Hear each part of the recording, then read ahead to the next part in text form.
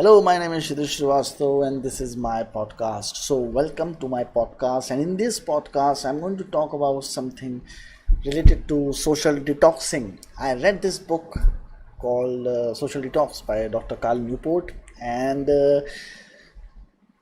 that book actually told me the effects of social media on our life, which is humongous.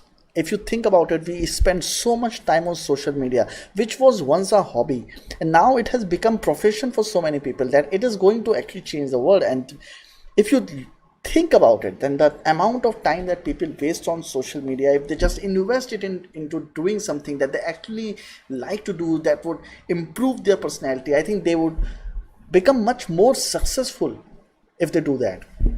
But people don't do that. So I have tried that. I have tried to run away from Twitter. I have tried to run away from Facebook. I have tried to run away from Instagram. But that doesn't help actually.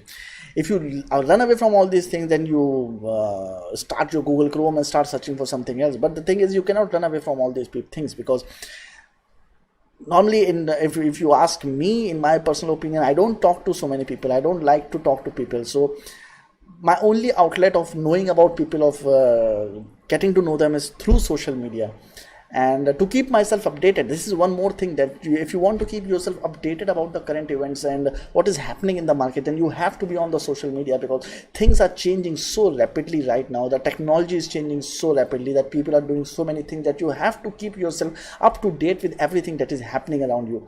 And that is one greed because of which you cannot leave social media. I think my attempts of leaving social media were destroyed by the fact that I was not getting enough information, and I have become information junkie like everyone else, because everyone is information junkie and everyone needs information, because that is what our mind craves for. That is the stimulus for our mind, and we don't like to get bored. And I have developed this psychology, this definition of psychology of boredom. It's like people are not getting successfully bored these days. People do not want to get bored these days, because it is very necessary that sometimes you just sit and do nothing. And people don't want to do that, because there's too much information that is being thrown on our face every day that it keeps our mind working. And that's what has developed inside us as a habit, that we want our mind to keep on working. We do not stay at one place for so long. We don't think about one thing for a longer period of time. There is no visualization, because our minds are always retrieving some information, that there is no place for visualization. Now, right now, when I'm telling you these things, trust me, I'm also learning while telling you these things. Like, I know what is the route to success is, and I definitely know what I should do to become successful. But the problem is, you just don't do it. If someone asks me, do you know how to get successful, I can tell you how to get successful. But if they ask me why you are not successful, then I can exactly tell them that why am I not successful. It is because I know what are the roots of successful, but they are so fucking hard that I myself do not walk on that. And that is one bigger problem. So leaving social media is not enough. Throwing away your phone, that is most important. I think, in my opinion, throwing away your phone is the most important thing that you can do. But again, then you have this insecurity. Like, I have this insecurity. I work in film industry, and I have this insecurity that if I close my phone, I will lose some important contacts. I will lose some important phone calls that might change my life. And that has actually never happened in my life. In my 10-year career of filmmaking, there has never been a call for which I have never made an effort to get, and that call randomly came to me and it changed my life. It never happened actually. So what are the chances of that happening, that a call is going to change my life? That is not going to happen. But still there's insecurity. What if I close my phone and still something starts to happen? And what if I close my phone and suddenly I start getting messages of work? Suddenly someone is asking me that I'm going to give you this much amount of money for doing this kind of amount of work. So that is one insecurity due to which we can't leave our phone. And then there are people who are dependent on you. Like, without my knowledge, I have become a motivational speaker. I have motivated a lot of people, and somehow a lot of people are dependent on me for their emotional quotient. So if they are not feeling good, they are not feeling okay, they call me and I try to help them. In the process, I also feel demotivated, but I try to help them as much as I can. So it is not very easy to detox yourself from the social media, from the social life. And when I talk about social life, social media and all these things, I'm not just talking about Facebook, Twitter, Instagram and all these social networks. I'm talking about actually phone calls, WhatsApp, which is the biggest deterrent to your focus, which is the biggest deterrent that actually stops you from becoming anything. I don't think that people 50 years back had this lack of focus which people today have. I am suffering from this lack of focus from a very long time, and I've been trying very hard to focus on something. I've been reading a lot of books on that, and I'm trying to meditate. I'm trying to do the riyaz. There's a channel that I have started on which I riyaz every day, and every day I decide something. And because of this too much information, there's one more problem that has arisen in my mind, and that is overthinking. So I overthink a lot, and that is one problem that I've been dealing with for a very long time, that I overthink, and I keep on thinking about the same thing over and over again, and I exaggerate that same thing inside my mind so much that it starts to bother me, and it becomes the deterrent in the path of me becoming successful. Because trust me, every fucking guy knows what they have to do to become successful. There is no such thing as talent or something going to happen on its own. There's no miracle going to happen if you don't do anything. You have to do something to become successful, and that is the whole criteria of becoming successful. You have to keep on doing something. But the social media, that is something that is stopping you from doing all these things.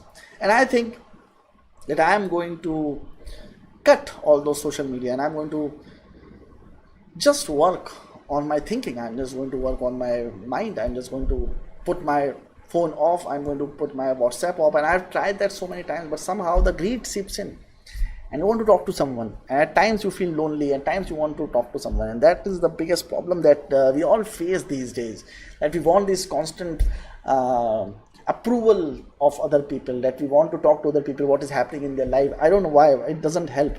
That is human psychology, I guess, because humans has always been living in society. Humans cannot live in isolation. That is why when they send you to prison in isolated camps, you feel bad. You just can't survive it, because humans can't survive in isolation. Animals can, and we don't know whether animals can, because I cannot talk on their behalf. They don't talk. They can't reveal their feelings to us, though they do reveal their feelings, but we don't understand those feelings. And I think humans have talked on behalf of animals for so long that we have started thinking that what we think about animals, that what they are thinking about inside their mind is what we are thinking inside our mind. So our thinking about animals is what we think about them. It's not what they're actually thinking. Okay, anyways, I was not talking about animals. I was talking about social media detox. So this book by Kotakal Newport, I haven't read the entire book, I'm telling you, because I lost my Kindle before I could finish the book. But I read the half of the book, and it actually helped me. It was a motivational thing that helped me, actually give me the courage to actually delete my Instagram. I deleted my Instagram, I deleted my Facebook, I deleted my Twitter. But I think they have already anticipated this, that people are going to do this, people are going to delete their social media accounts. But after a while, they know that they're going to come back. So they have put this button that you cannot delete all these social media profiles. You can only deactivate them for 30 days or 60 days or whatever the time limit they are giving it to you. Like for Instagram you can delete it instantly. But for Twitter and Facebook, you cannot delete that. You have to wait for 30 days for your account to get deleted. And I don't think anyone can resist for 30 days for not going back, because there is constant bickering inside your mind that your account is still there, and you just want to see what is happening there. So yes, so that was my podcast for today, and I just wanted to talk about some things inside my mind about the social media detoxing and how I'm trying to deal with it, how I'm trying to run away from it, but I'm still unable to do it, because so many people tell me that if you do not be more social, if you do not meet a lot of people, if you do not put your idea inside more people, then you won't become too successful there. And I understand that the more connections you will get, the more successful you are going to be. But that is the most irritating thing that is happening, because they don't judge you for what you are, they judge you for how many people that you know. And of course, I agree that if you are talented, then people should know about it, because if you are very talented, you are very hardworking, and no one knows about it, then how are they going to give you work? How are you going to earn the money? Because the money that you're going to earn is going to come from some other person, because the money is a transaction, and you are selling your intellectual property, you're selling your art, you're selling your thinking to someone else, and they are paying you for that. So I think that is one thing that I wanted to talk about. So let's meet in another podcast very soon. I'm going to make 100 podcasts this year. So let's say and let's say that you will like all those podcasts.